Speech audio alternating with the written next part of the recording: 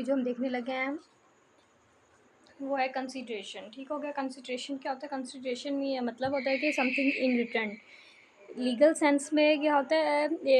Something return होता है। इसे हम क्या कह सकते हैं कि एक्सचेंज ऑफ समथिंग, मतलब आपने एक चीज़ देकर दूसरी चीज़ ले ली। ठीक हो गया। Contract without consideration is not enforceable by law. ठीक हो गया। अगर कोई कॉन्ट्रैक्ट आपने किया, उस पर आपने कुछ लेन देन नहीं रखा, तो वो इन्फोर्सेबल बाय लॉ नहीं होगा। ठीक हो गया। उसके बाद हम जो चीज़ ले दे सकते हैं वो क्या हो सकती है? वो पैसे हो सकते हैं, या in form of other thing, या कोई और चीज़ हो सकती है, या कोई भी चीज़, मतलब कोई भी काम हो सकता है कि मैं करूँ, जब मैं ये काम कर लूँ इसके बदले तो मेरा ये काम कर देना। और कंसिडरेशन की बहुत सी मतलब बहुत सी किस्में हो सकती हैं, बहुत सी नेचर्स हो सकती हैं, मतलब हर अलग अलग किस्म का हो सकता है। मतलब कि अगर किसी ने किसी को लाइक प्लॉट दिया है, वो उसको प्लॉट दे के कहे ये प्लॉट तुम मेरे ले लो, इसकी जगह मुझे तुम दूसरा प्लॉट दे दो, या ये प्लॉट तुम ले लो, इसकी जगह मुझे पैसे दे दो, मतलब ये प्लॉट मैं तुम्हें दे दूँगा, पर यहाँ से आगे जो मेरी जितनी मेरी ज़मीन है उसमें तुमने खेती बाड़ी करनी है, या किसी भी इस तरह का किसी भी किस्म का हो सकता है। जब हम इसको देखेंगे तो उसमें क्या लिखा है? The meaning of the consideration and the meaning of consideration in legal sense is something in return. Simply it can be that exchange of something against another thing. Contract without consideration is not enforceable by law. As well as consideration can be in form of money, in form of other thing, to do something or not to do something. Consideration has multiple nature. An agreement without consideration is void. ठीक हो गया। An agreement without consideration is void, and consideration should be good and valuable. Consideration is the backbone of the contract. It means without it contract cannot be created. ठीक हो गया। ये हमने consideration का introduction देख लिया था। अब हमने उसका मतलब पढ़ लिया कि कंसिडरेशन का लीगल सेंस में मतलब है कि समथिंग इन रिटर्न, और इससे हम एक चीज़ को दूसरी चीज़ से एक्सचेंज कर सकते हैं, या हम किसी को कोई काम बता सकते हैं कि अगर मैं तुम्हारे लिए ये करूँगा जिसके बदले तुम मेरे लिए ये कर लोगे, या कुछ कह सकते हैं कि अगर मैं तुम्हारे लिए कुछ कर रहा हूँ तुम उसके बदले में ये वाला काम कोई काम करेंगे, ये वाला काम तुम बिल्कुल भी नहीं करोगे। कंसिडरेशन में जो है, अगर किसी कॉन्ट्रैक्ट में कंसिडरेशन ना हो तो वो कॉन्ट्रैक्ट जो होगा इन्फोर्सेबल बाय लॉ भी नहीं होगा।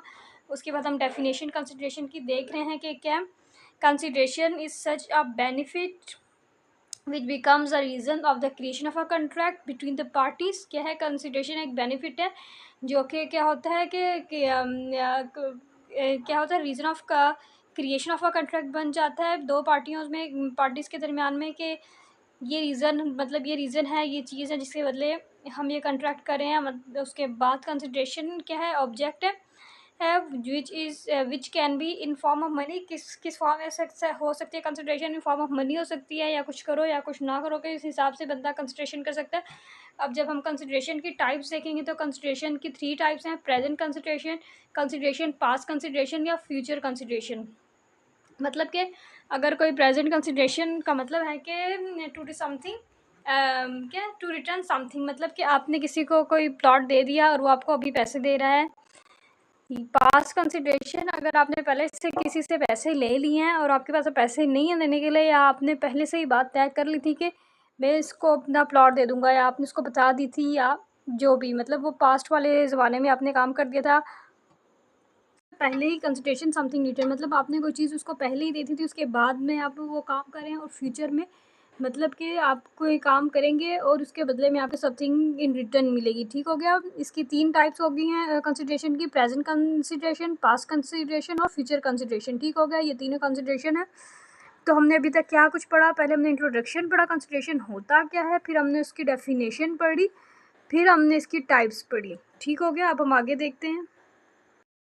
अब हम क्या देख रहे हैं? अब हम इसेंशियल्स ऑफ कंसिडरेशन देख रहे हैं। ठीक है। कंसिडरेशन के 6 एसेंशियल है कि हमें कुछ होगा, मतलब का हम consideration should be given by promise, मतलब कि कोई वादा, कोई प्रॉमिस होगा कि हमें इस पे देनी चाहिए कंसिडरेशन, और consideration should be given by the desire of promise, या मतलब हमें एक ऐसी कोई ख्वाहिश होगी प्रॉमिस की, उस पे देंगे। या consideration should be lawful, consideration जो होगी वो लॉफुल होगी।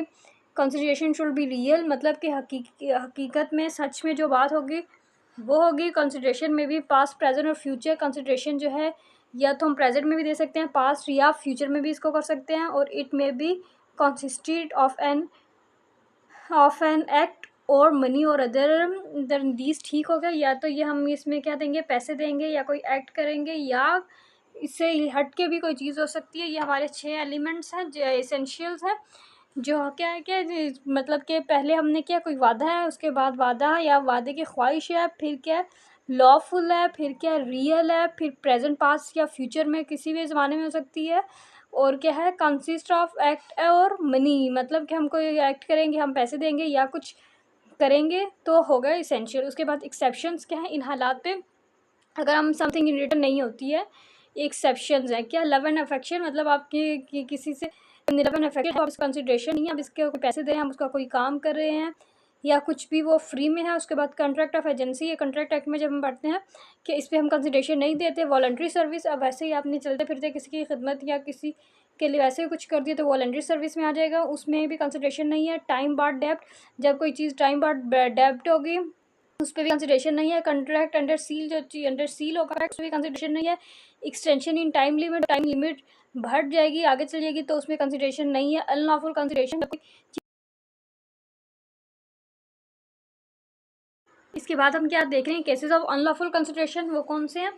प्रोहिबिटेड बाय लॉ, जब लॉ में हमें रोक दिया किसी चीज़ से तो वो है। इमोरल, जब कोई चीज़ इमोरल है उस पर भी हमें ये क्या है, हमें उस पर भी कंसिडरेशन हमारी रुक जाती है। अगेंस्ट पब्लिक पॉलिसी होगी तभी हमें कंसिडरेशन नहीं मिलेगी। इंजरी टू अदर पर्सन और प्रॉपर्टी, अगर कोई क्या है कि किसी की प्रॉपर्टी पे कब्जा कर लो या किसी को मारो या ये करो या ऐसी कोई हरकत कर दे, करने को कहे और क्या इसके बदले में मैं पैसे दूंगा, ज़मीन जायदाद कुछ भी दूंगा, तो भी वो इसमें भी जो हमारी होगी रुक जाएगी। और अनलॉफुल ऑब्जेक्ट होगा कोई भी, उसमें भी हमारी कंसिडरेशन नहीं है।